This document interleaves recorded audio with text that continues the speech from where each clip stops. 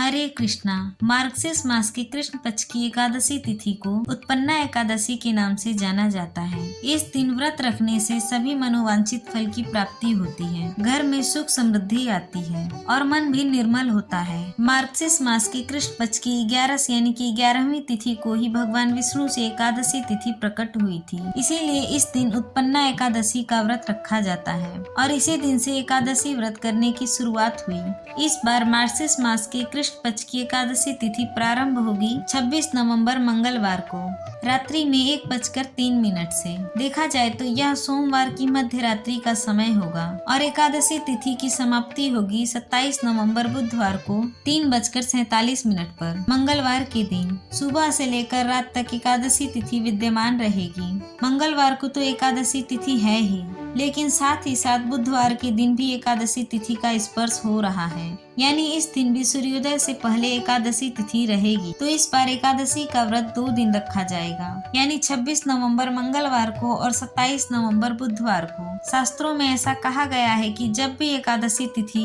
2 दिन होती है तो दूसरे दिन वाली एकादशी तिथि का व्रत रखना ज्यादा पुण्यदायी होता है। अब यहाँ पर आपकी इच्छा और आपकी श्रद्धा पर निर्भर करता है कि आप किस दिन उपवास रखना चाहते हैं। अगर हमारी माने तो 27 नवंबर बुधवार को ही एकादशी तिथि का व्रत रखना चाहिए, लेकिन फिर भी बहुत से लोग एक दिन पहले वाली एकादशी में ही व्रत रख लेते हैं। तो आपको दोनों दिन के ही पारण मुहूर्त के बारे में जान लेना चाहिए। 26 नवंबर मंगलवार को ब्रह्म मुहूर्त सुबह 5:16 से 6:04 तक रहेगा। अभिजीत मुहूर्त सुबह 11:52 से 12:35 तक रहेगा। प्रीति योग, जो कि बहुत ही शुभ योग है, प्रीति योग और आयुष्मान योग में कोई भी पूजा की जाए तो, कोई उपाय किया जाए तो वह अवश्य ही फलित होता है। तो प्रीति योग दोपहर 2:13 के बाद है और उसके बाद में आयुष्मान योग सारा दिन रहेगा। प्रातः काल पूजा का मुहूर्त रहेगा सुबह 5:32 से 6:53 तक। सायं काल पूजा का शुभ मुहूर्त रहेगा शाम 5:24 से 6:45 तक। राहु काल दोपहर 3 बजे से लेकर 4:30 बजे तक रहेगा। द्वादशी तिथि प्रारंभ होगी 27 नवंबर बुधवार को सुबह 3:48 से और समाप्त होगी 28 नवंबर गुरुवार को सुबह 6:24 पर। अब आपको यहाँ पर एक बात का विशेष ध्यान देना है कि जब भी एकादशी तिथि का व्रत रखा जाता है तो अगले दिन व्रत का पारण करते समय, यानी कि व्रत खोलते समय, यह भी देखा जाता है कि उस समय हरिवासर तो नहीं है, क्योंकि हरिवासर की समाप्ति के बाद ही व्रत खोला जाता है और हरिवासर का समय लगभग 5 से 6 घंटे का होता है। द्वादशी तिथि के साथ ही हरिवासर का समय भी शुरू हो जाता है।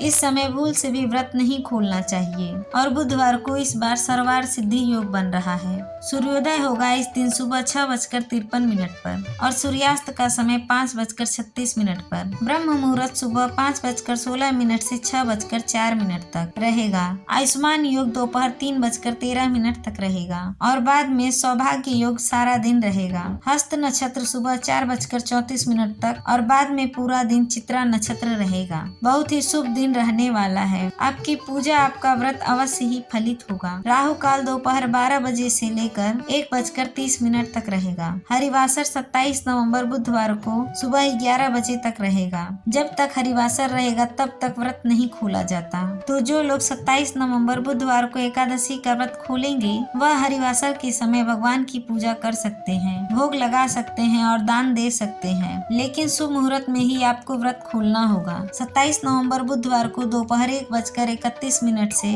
3:40 तक का जो समय है वह व्रत खोलने यानी कि पारण करने का शुभ मुहूर्त रहेगा।